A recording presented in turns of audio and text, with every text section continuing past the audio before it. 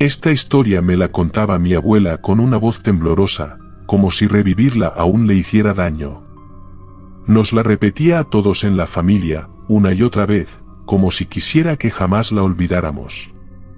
Según ella, todo ocurrió en su pueblo natal, enclavado en un estado del centro del país, justo cuando el siglo pasado ya había dejado atrás su primera mitad.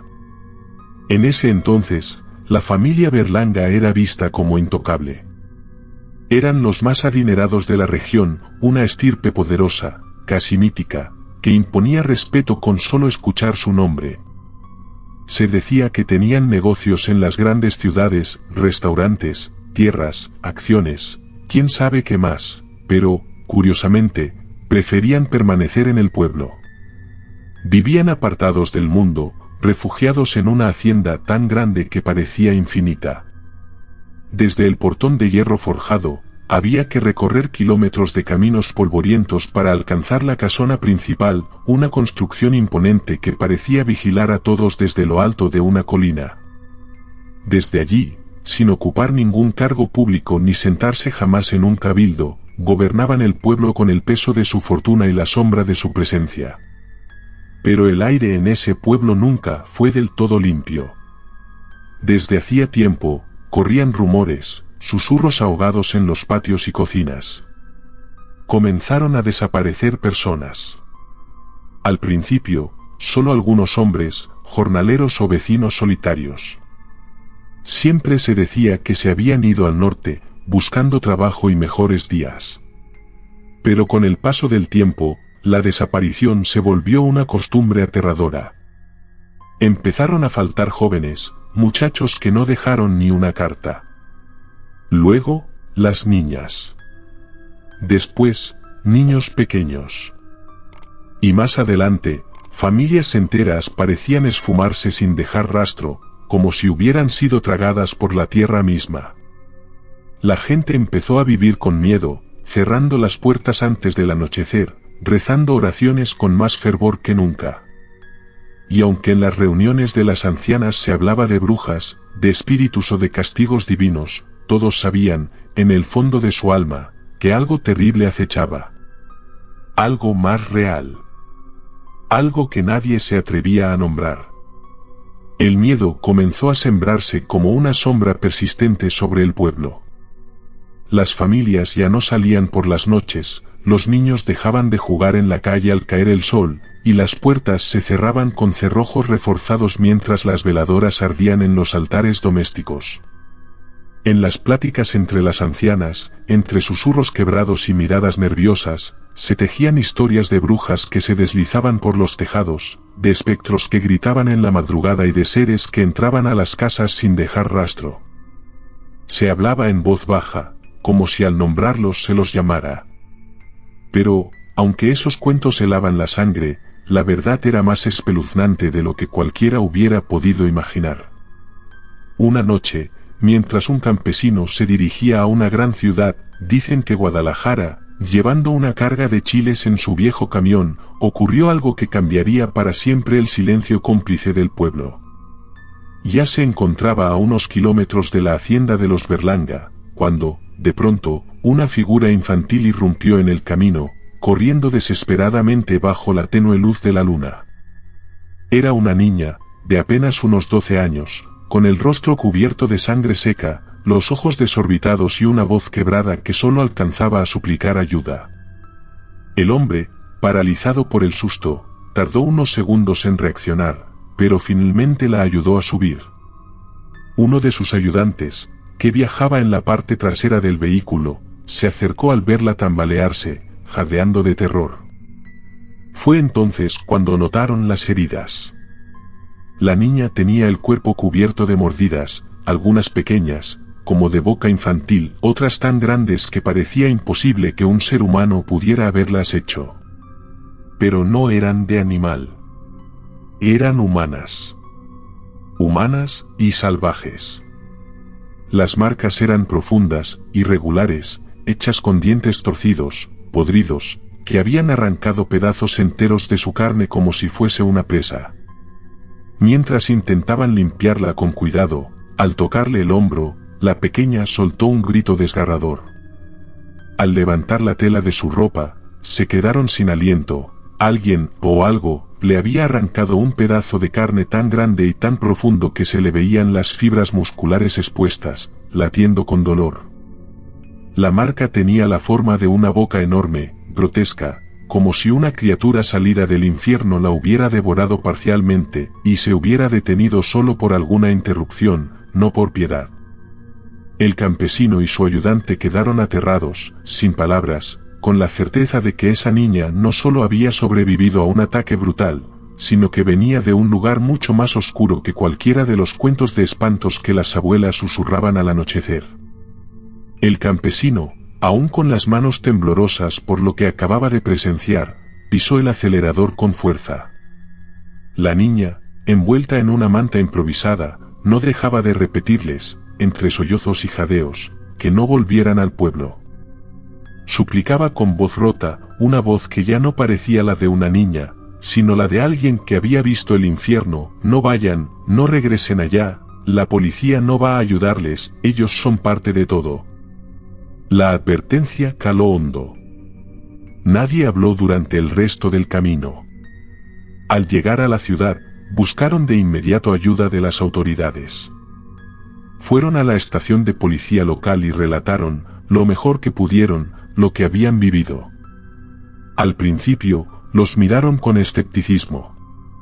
Pero algo en la mirada del campesino, quizás el miedo sincero, quizás la sangre reseca en su ropa, hizo que un investigador aceptara ir al hospital donde la niña había sido ingresada de urgencia. Luego de hablar con el campesino y con el peón, el investigador cambió de actitud. Algo en el testimonio, o tal vez en las heridas espantosas que vio con sus propios ojos, lo hizo salir apresuradamente del lugar, sin dar muchas explicaciones. El joven ayudante, claramente alterado, pidió permiso al campesino para salir un momento. Decía que necesitaba despejar la cabeza, respirar. Salió del hospital, y jamás regresó. Ni a ver a la niña, ni al hospital, ni al pueblo, ni siquiera a buscar a su propia familia. Desapareció como si el miedo mismo lo hubiera devorado. La gente, con ese instinto para lo siniestro, empezó a decir que algo terrible le había pasado. Que había sabido demasiado. Que alguien, o algo, se había asegurado de silenciarlo. Al día siguiente, el investigador volvió al hospital. El campesino, fiel a su promesa, se había quedado junto a la niña toda la noche, protegiéndola como si fuera su propia hija. Esta vez, sin embargo, el investigador no vino solo. Lo acompañaba un hombre que desentonaba por completo con el ambiente modesto del hospital, vestido con un traje oscuro impecable, de caminar pausado y mirada fría. Un empresario poderoso, conocido por sus influencias, y, según se decía en voz baja, uno de los principales rivales comerciales de los Berlanga. El empresario escuchó la historia con atención, sin interrumpir. Y luego, con una seriedad gélida, les juró que se haría justicia. No era una promesa hueca, había convicción en su voz, y detrás de ella, poder. Porque mientras los Berlanga se escudaban en la protección de la policía local y de algunas autoridades estatales que les debían favores o dinero, este hombre tenía conexiones aún más altas. Se decía, aunque nadie lo confirmaba abiertamente, que había hablado directamente con el mismísimo Miguel Alemán, justo semanas antes de que éste asumiera la presidencia del país. En ese momento, algo empezó a moverse en las sombras. Algo que por fin pondría fin al terror que se escondía detrás de los muros de aquella hacienda maldita. El día llegó como una tormenta largamente contenida. Cientos de policías, armados hasta los dientes, llegaron al pueblo de mi abuela. Nadie en generaciones había visto algo semejante: patrullas, camiones, hombres uniformados descendiendo con determinación, con un objetivo claro. Se dirigieron directo a la hacienda de los Berlanga, esa construcción imponente que se alzaba como un símbolo de poder, intocable durante décadas. Pero lo que allí encontraron no fue una rendición.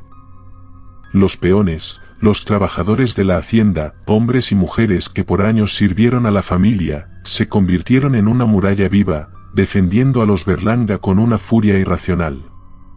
Nadie entendía por qué luchaban así, por qué atacaban con palos, piedras, cuchillos de cocina, incluso con las manos desnudas. Hasta las criadas, con los ojos inyectados de odio, se lanzaron contra las autoridades como si hubieran perdido el juicio. Como si una fuerza oscura los dominara por completo. Los oficiales, en medio del desconcierto, no tuvieron más remedio que responder con fuego. Los disparos resonaron por todo el valle. Aseguran que los defensores de la hacienda no parecían humanos, que luchaban con una violencia bestial, que no se detenían aunque les atravesaran el cuerpo.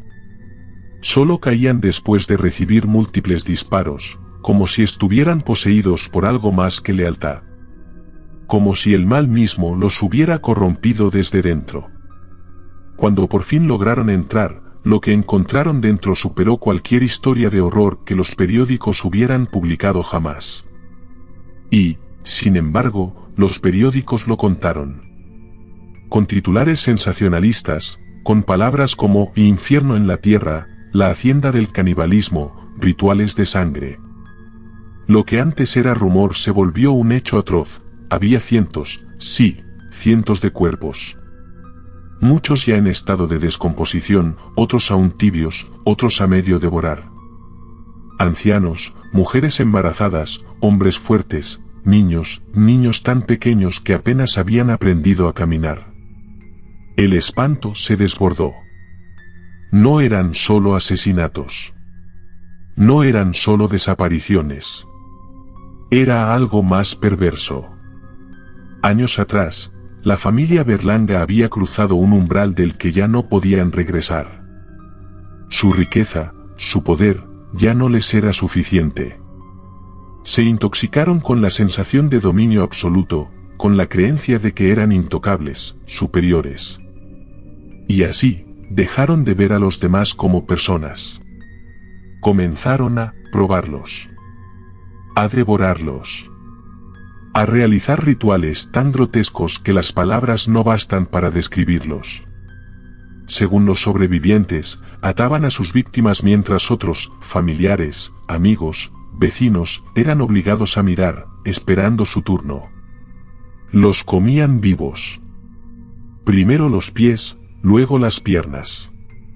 Todo lento, metódico, como parte de una ceremonia enfermiza. Era un ciclo de terror, una maquinaria de dolor sostenida por el silencio del miedo. La niña que logró escapar había sido secuestrada junto a su hermana mayor. Las retuvieron durante días, esperando su momento. Cuando al fin las llamaron para el ritual, ambas se aferraron a la vida como bestias acorraladas. La mayor, de apenas 14 años, demostró una valentía feroz. En medio del caos, se abalanzó sobre Miguelito, el menor de los Berlanga, el que parecía disfrutar más del dolor ajeno. Mientras él mordía con rabia a su hermana, ella le saltó al rostro, con una fuerza nacida del horror, le arrancó un ojo con sus propias manos. Esa fue la chispa del caos. En medio de los alaridos, de los cuerpos forcejeando, del eco de los gritos, la niña más pequeña logró escapar. Pero el precio de su huida fue altísimo. Lo que vivieron, lo que vieron, quedó grabado en su piel, en sus huesos, en su alma. En la confusión, entre los gritos de dolor del niño, ella logró escapar. El castigo para la otra fue la muerte más dolorosa y cruel, a manos de Miguelito y el resto de los Berlanga. Cuando la policía llegó, la joven, aún agonizando, colgaba de las muñecas. La familia la había estado comiendo poco a poco por 2 días. La habían devorado desde sus pies hasta los muslos. La policía se llevó a los que sobrevivieron de la familia Berlanga. La gente del pueblo se encargó de linchar a 2 o 3 peones de la hacienda que habían sobrevivido a la balacera. Pero los Berlanga nunca llegaron a ser procesados, a ser juzgados por sus crímenes. Solo don Abel, el patriarca de la familia, un anciano de casi 70 años. De los demás, ya no se volvió a saber nada. Aunque mi abuela cuenta que décadas después, en los 90, cuando volvió al pueblo, los niños aseguraban que entre las ruinas de la hacienda a veces se veía caminar a un hombre con un parche en el ojo.